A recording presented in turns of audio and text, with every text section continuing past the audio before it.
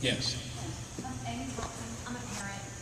A couple of questions. To Corey's point about the K-1, knowing we have these other facilities here that are no longer being used, the old intermediate, Carol's Old World, hard to believe we used it just a few years ago.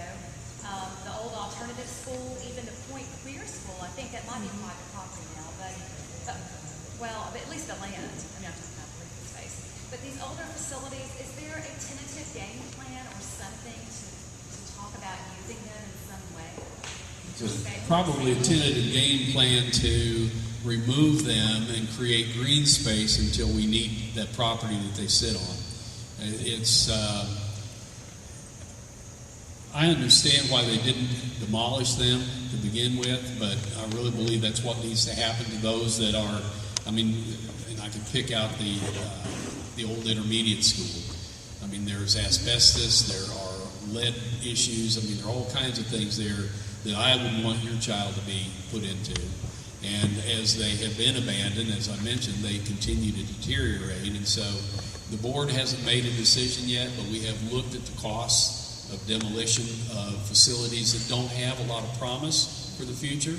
We are using some old facilities that we've abandoned. For instance, C.F. Taylor in Robertsdale, we've got at least 4 programs in that building right now, and we're looking at renovating an old gymnasium and making it a training area for our child nutrition people. So we're trying to find those uses, Amy, and certainly any suggestions would be welcome. Well, and I know it's all driven by finances, and I know that's what these meetings are about, for us to galvanize and understand that we are woefully undertaxed and what we can do about it. But as far as a general game plan for Fairhaven, I know you all have, there have been some discussions. Can you tell us a little bit about some of the thoughts? I've heard everything from possibly moving 2 grades at the high school to the current middle school, maybe building a new middle school. Do we need an entirely new high school for the jailer and new theater situation? Or, what?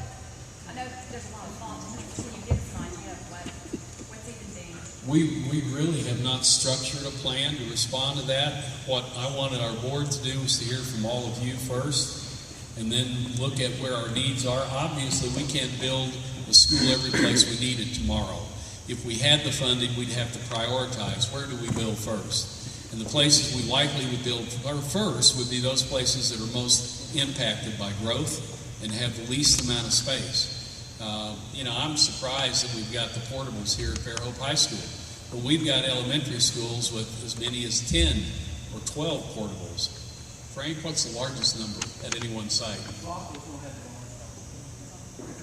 12 at Rockwell Elementary School. So we are building a wing on Rockwell Elementary right now. It would be a 20 classroom wing to replace the 12 portables. We're also building a 10-room classroom wing on Rosenton School to replace, 8 portables. So those are some of the areas that we have some real challenges. Another area that's an extreme challenge is down at Gulf Shores. Gulf Shores is absolutely exploding. Gulf Shores Elementary has 9 portables at this point, and there's no place else to put a portable. We'll have to put it out in the street if we have another portable down there. So those would be some of the primary areas we'd have to look where the growth is the greatest. Does that mean we won't do anything in the Fairhope area? I don't think we can't not do anything. I think we've got to do something at some point, but it may not be first on the list. Yes, ma'am. And we don't have the funds to expand, short of a new wing here or there. Are you saying we're in for more portables? Is that just the reality? Yeah. Yep. And is there a process for this fall, how many more portables we're going to see and where? I don't have that projection at this point, but yeah, that's really probably where we're going. And perhaps we need to put the portables in the front of the school so people can see what the problem is. One of the things that Baldwin County Schools has done, they've been admirable, in my opinion, of working with less resources and doing great things. And teachers and administrators are very proud of what they do, so they don't complain a lot. They just find a way to do it. And maybe we should let them complain a little bit. Yes? So we have some mills that need to be renewed very soon, correct? Right. Is there any thought from the board as far as, increasing at that time, or would it be a separate vote if they decide to go that kind of direction? Has there been any talk about that? Of course, there's been talk about that, but the board hasn't formulated their plan yet, and I wouldn't step out in front of them at this point. But they certainly are very aware of the pending renewal of millage and also the need for either additional millage or some form of income for the schools. We literally cannot educate the population that's predicted for Baldwin County schools on the funds that we've got now. And there are those who would say, well, you need to just simply economize, take away that digital renaissance. But, the digital renaissance is 3% of our total budget. It's not a huge amount. It's about $1.68 per child per day, the cost of a cup of coffee. I think our kids are worth that.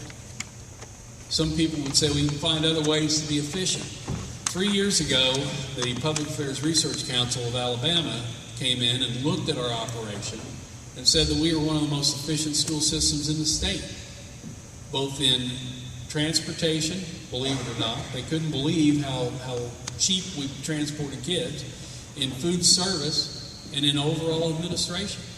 And we have continued to strive to be as efficient as we can be. So being economical and being frugal isn't the answer to building buildings.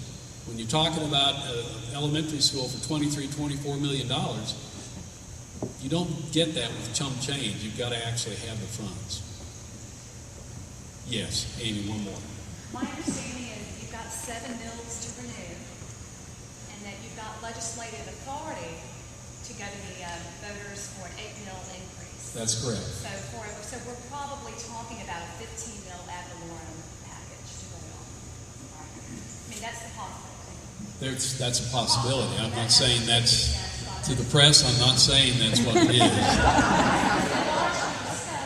the likely those are the numbers. Assuming that 8 mills would be a new amount, that would cover, and the conversation has been to go toward construction, knowing you can't go to the bond market on sales tax. You need a more dependable source of income. Is there a possibility that Fairhope's construction needs would be part of that new 8 mills? Yes. Also, knowing that we collect that in arrears, we need to start collecting that money should it pass, so we can begin putting it to work for new construction, what have you.